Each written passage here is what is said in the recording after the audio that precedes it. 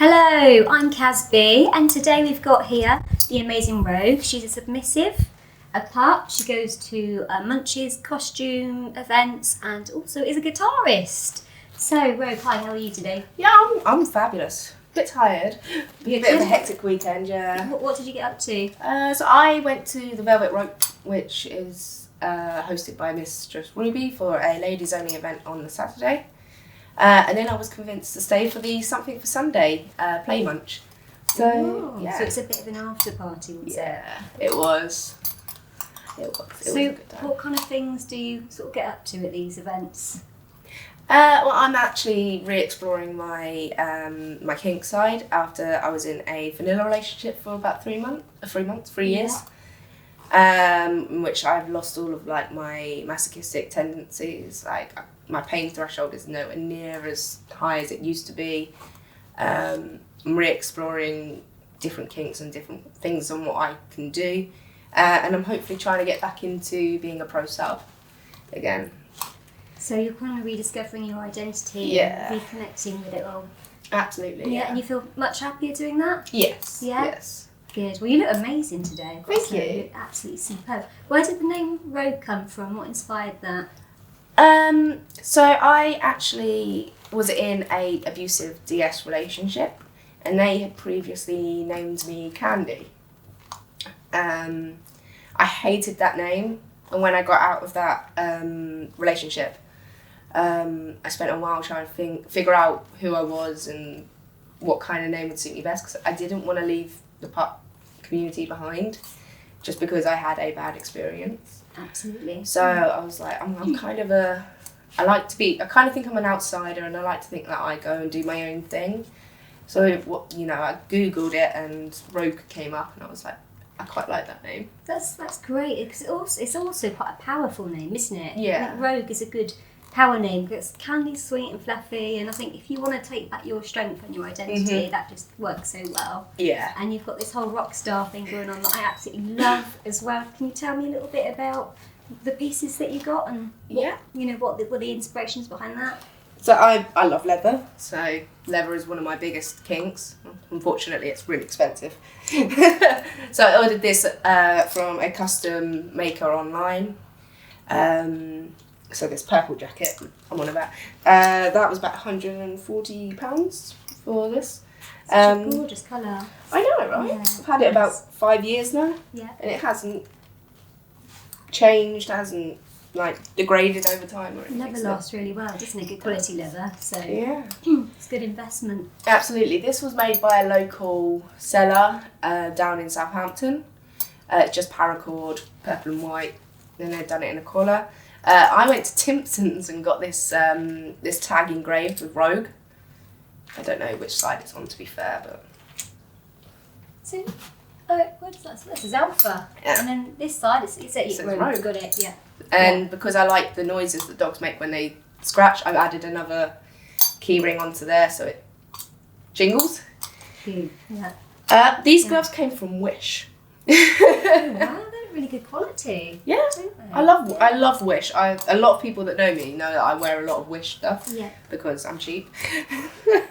They don't look cheap at all, though, do they? No.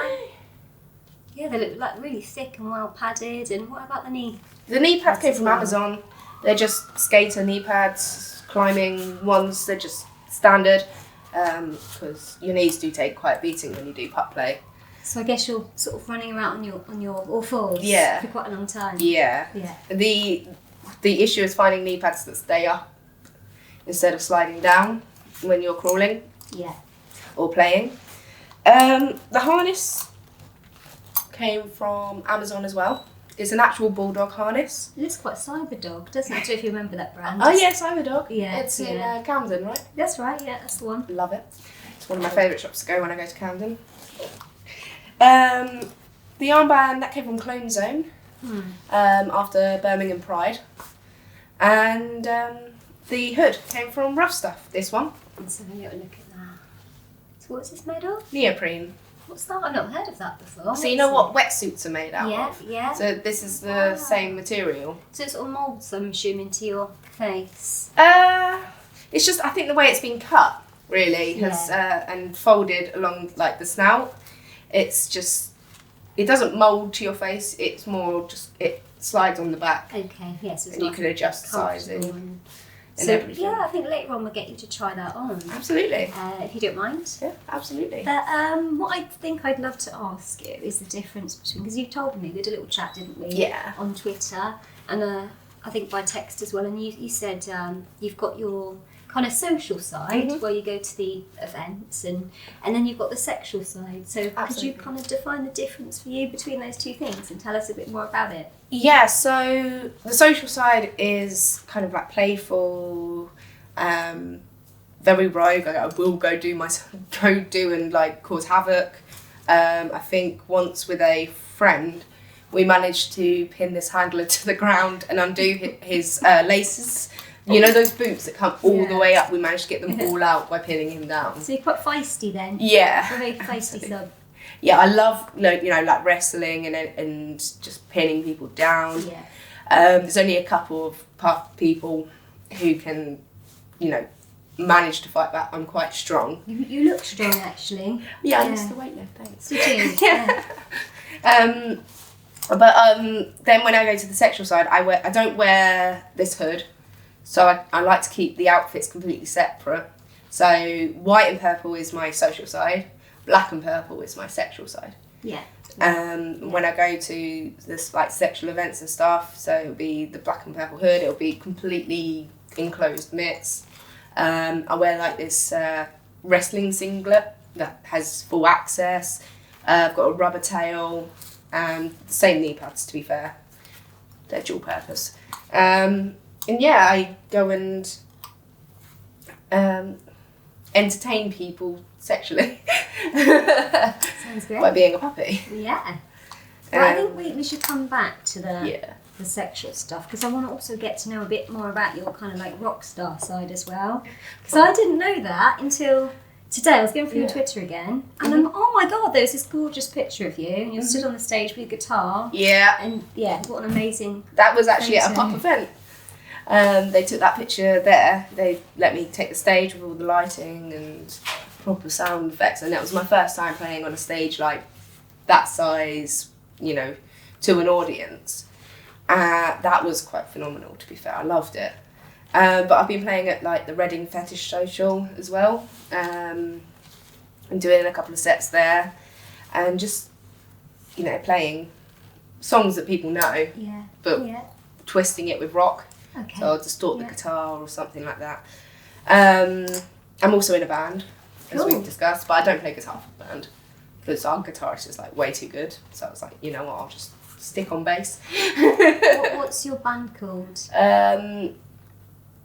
I'd rather not. That's fine. No, that's fine. Okay, Just let's keep that under wraps for now. But I mean, that just sounds absolutely fascinating. Yeah.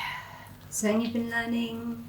I've been learning guitar for about 9 years now. 9 years. Wow, that's a long time, isn't it? Oh yeah, absolutely. Yeah. So I just think you just must be busy all the time. You've got this pup side, the social side. You do this for work as well, don't you? The pup side of things. Yeah. So. I mean, I don't get paid very much for it, but as long as you're being paid and you're happy, then you know it doesn't matter, does it? Yeah, absolutely, absolutely. So what would be a standard sort of photo shoot or video shoot that you would do? So this is actually my first one in years.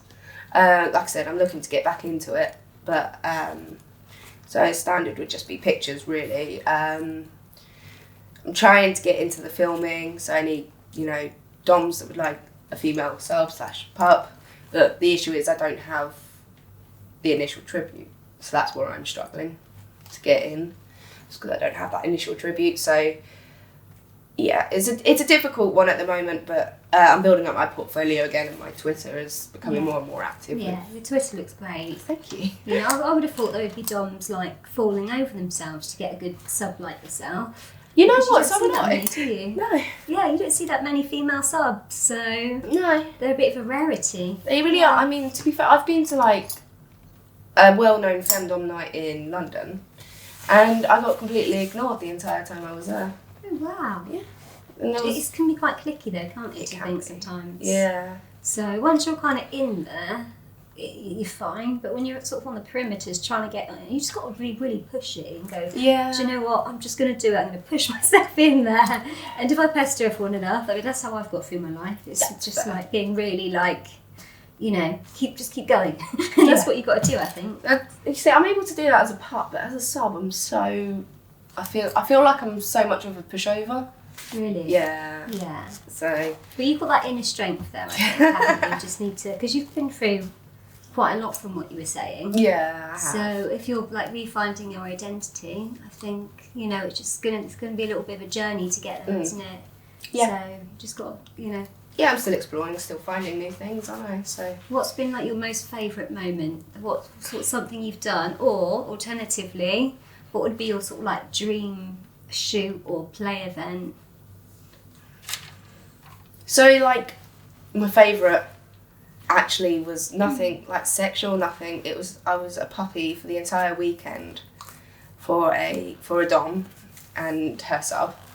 There was play involved, but for me, just being able to lose control for an entire weekend and just go into pup space so often, and you know, I slept in a cage overnight, which was intriguing, and I managed to sleep. Did you have a mattress or a blanket or? They put like something down on the floor and they put a roll mat around on the inside, so that I wasn't, you know, leaning against the bars and stuff like that. So yeah, I managed to sleep in a cage overnight.